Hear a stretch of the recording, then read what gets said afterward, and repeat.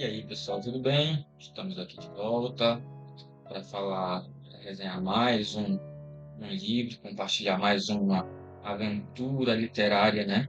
Aqui neste canal. E hoje nós vamos falar sobre, acredite se quiser, Os Trabalhadores do Mar, né? De Victor Hugo. Tá? Bom, a minha primeira experiência com os escritos de Victor Hugo, né? Nunca tinha lido nada desse autor. Só sei que ele é muito famoso, né, por escrever célebres romances, como Os Miseráveis, como O Corcunda de Notre Dame, tem O Homem que Ri, e tem Os Trabalhadores do Mar, entre outros, né, um francês muito conhecido mundialmente, né, e basicamente é, é um autor assim que é conhecido transpassando gerações, seus escritos são muito bem ovacionados pela crítica literária e eu como um leitor comum, né, um leitor que lê Tolkien, C.S. Lewis, lê H. Wells um pouco, lê livros comuns, né, como todos os livros, mas que não sou crítico, mas apenas converso aqui sobre essa experiência, né? É importante ressaltar algumas coisas a respeito desse autor, ele é francês, né? E que no momento em que ele escreveu esse romance, é, ele estava exilado nas Ilhas da Mancha, né? Região ali da Europa, da França, né? Mas eu acho muito interessante um pequeno prefácio aqui que ele faz, que diz assim, da seguinte forma. Desse volume aqui, tá? A religião, a sociedade, a natureza, tais são as três lutas do homem. Essas três lutas são, ao mesmo tempo, as suas três necessidades. Precisa crer, daí o tempo. Precisa criar, daí a cidade. Precisa viver, daí a charrua e o navio.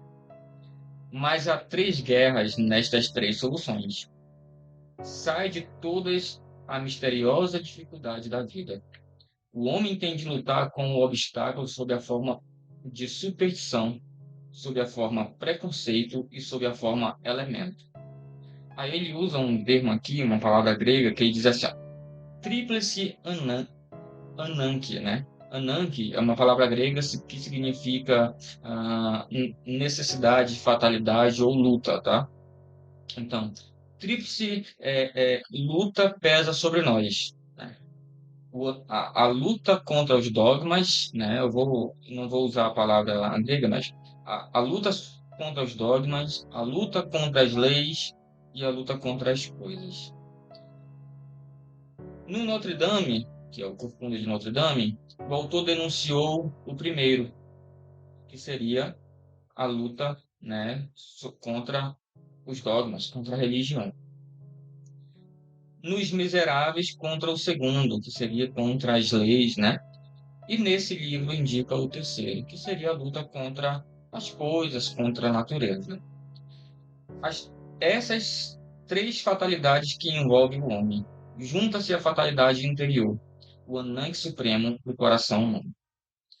E aí a gente inicia uma história, né? Uma história de aventura, um romance, na qual nós temos aqui um rapaz protagonista chamado Gilead, né? Que é um rapaz interessante. O que eu posso falar um pouco antes de entrar na trama geral sobre a escrita de Victor Hugo, como eu nunca tinha tido experiência com ele, eu já achava Tolkien muito descritivo, sabe? Toda aquela parte assim de falar como é que é o rio ao lado, a floresta, naquele dia o céu estava assim, assim, assim.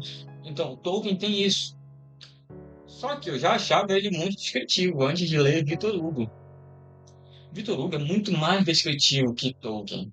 Ele é muito mais preparatório, eu posso falar dessa forma, porque, primeiro, ele quando ele vai inserir um novo personagem, quando ele vai inserir uma nova situação, ele vai primeiramente falar um pouco sobre o passado, falar um pouco sobre o dia a dia, sobre a rotina do lugar, sobre o lugar, e aí encaixa aquele personagem naquela situação. E a gente, como leitor, quando chega nessa parte, a gente já sabe exatamente o que esperar do personagem, o que esperar da situação, o que esperar da trama que pode envolver, que decisões uma determinada pessoa ali, um determinado personagem pode agir ou não. E claro que aqui, como a gente está falando sobre um romance sobre pessoas em uma ilha, que a maioria são pescadores e outros são donos de navio e por si, marinheiros, né, a gente pode tirar assim, ele vai também descrever muito sobre a atuação da natureza e a sua interferência com esses seres humanos, o que eles causam a esses seres humanos. São os fatores naturais que envolvem o ser humano. Tudo começa quando o Gilliatt ele vai caminhando. A gente pode ver isso aqui logo no início. É um inverno e ele vai caminhando da seguinte forma. Estes três viandantes, caminhando separados um dos outros, não tinham visivelmente relação alguma entre si. O menino, de cerca de 8 anos, parara e olhara para a neve com curiosidade. O homem, seguindo atrás da mulher, em 100 passos, dirigia-se como ela para o lado de Saint-Sampson. E o que a gente vai ver aqui? Esse homem, que vai seguindo uma mulher, que viu um garoto olhar para a neve e ficar curioso sobre algo que estava na neve. Essa mulher escreveu algo na neve, o garoto olhou, ficou curioso, o homem vai e olha também, e ele vê, é o nome dele que está escrito. Então, começa dessa forma o romance, a história aqui escrita por Victor Hugo. Ele vai criar aqui pra gente uma ideia de paixão, né? De Gilliatt para essa moça que escreveu o seu nome. A partir desse momento, ele é um eternamente apaixonado. Mas aí ele vai começar a descrever sobre esse Gilliatt, quem era a mãe dele, como foi criada. Existe uma mansão aqui chamada de Mansão Assombrada. Naquele lugar, essa mansão ela não foi exorcizada e as pessoas da ilha olhavam para ela como uma má sorte, né? E, e aí a mãe de Gilliatt vai comprar aquela mansão. E, por consequência, ela vai ser considerada feiticeira. E após a morte dele, ele começa a receber essa fama. Ele é um cara assim, virado, muito bem desenvolvido. Ele faz tudo. Ele tem um pequeno barco que eles chamam de pança aqui.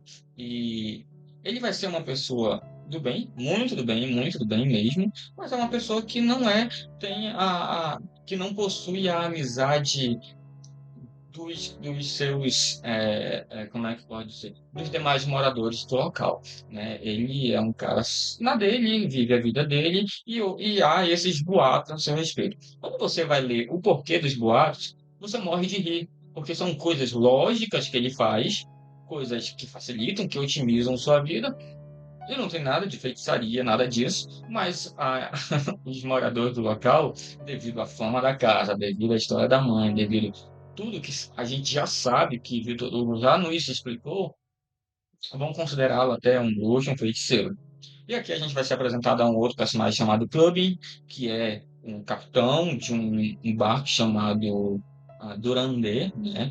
Que é o dono da Durandé é o Mesletier, e aí tem o clube, que é o capitão, tem o Mês Leitier, que é o dono do barco da Durandé, e é dito que o Mês Leitier, ele só possui dois amores na vida. Ele ama a Durandé e Verocente, que é a sua sobrinha, que ficou órfã e ele pegou-a para criar e tudo mais.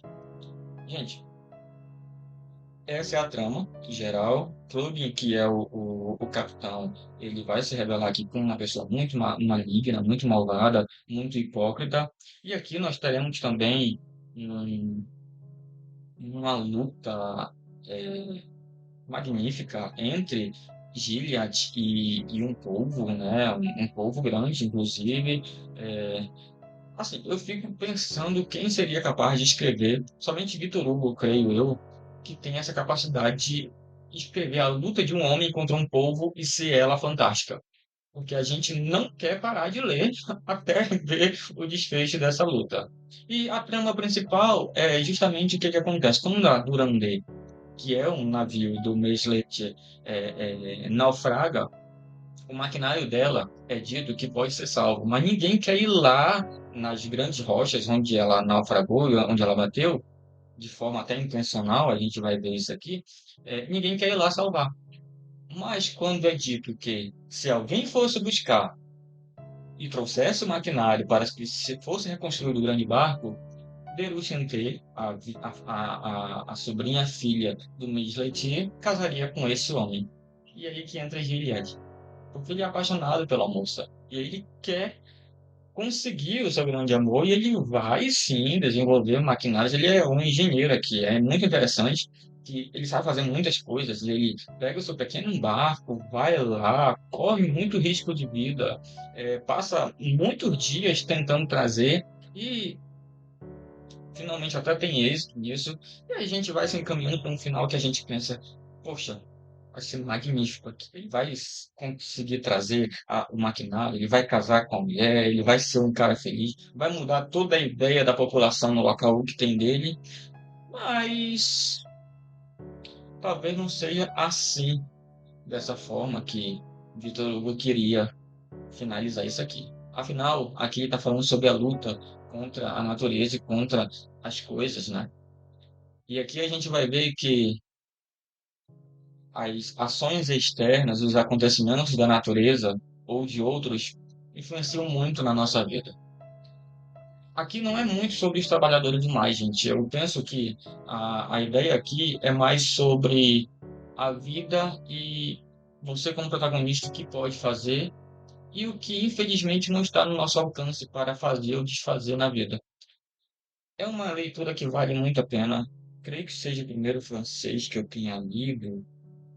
Não, não, tem o Pequeno Príncipe, tem outros também, mas, sinceramente, Victor Hugo entra aqui no top de clássicos autores bons e magníficos, e Os Trabalhadores do Mar está nessa lista aqui muito no top, porque é um livro maravilhoso que te leva a acompanhar e você se sente no lugar, você se sente na ilha, é, no dia a dia de Gilead e os demais moradores, e a gente fica triste, fica feliz e participa de tudo que acontece aqui.